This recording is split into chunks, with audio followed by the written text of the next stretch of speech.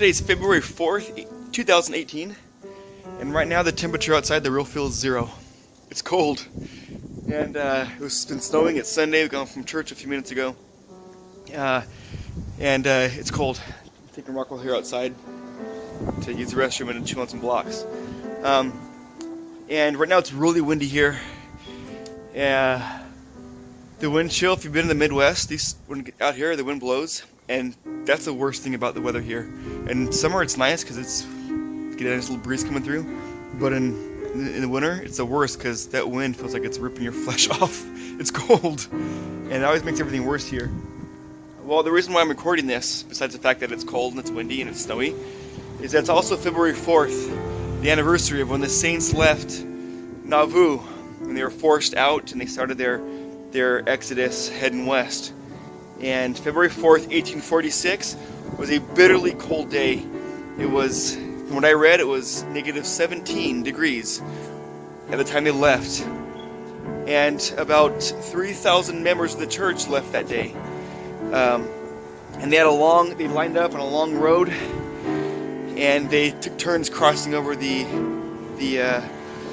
river, the Mississippi River. And it was a bitterly cold day. And I'm cold. My hands are cold, my body's cold, my neck, everything's cold. And the worst thing about being cold is your family. I have a 6-year-old, a 4-year-old, a 3-year-old, and a 1-year-old. And I have a beautiful wife. And I can't even imagine having to take them out right now to be in this kind of coldness. I mean, I can imagine it. We left church in it. You leave church and you get in the car. You get in the car and you get from the car, you go in the house. It's cold, but there's always a warm spot. The car is warm, you preheat the car, the church is warm, and the house is warm. Being in 1846, there was no more warmth. It was all cold.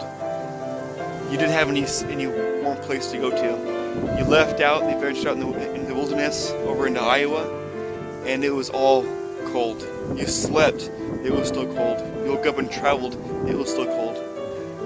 And I can't even imagine what they went through.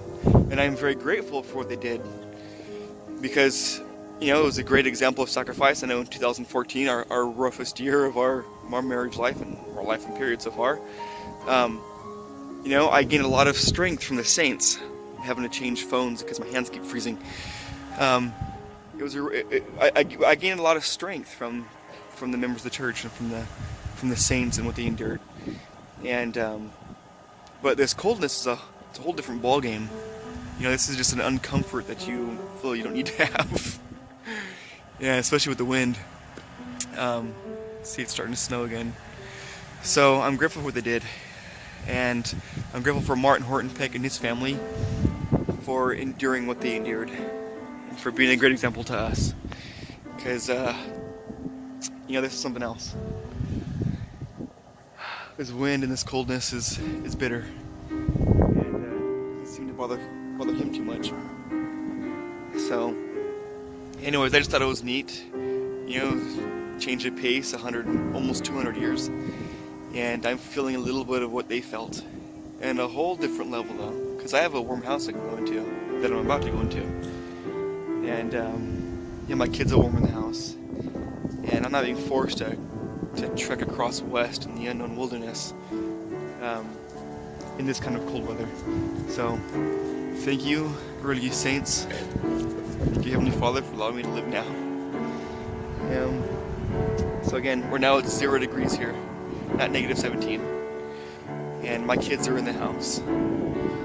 But just a great example of what the saints went through, and how much I appreciate it, because I'm cold.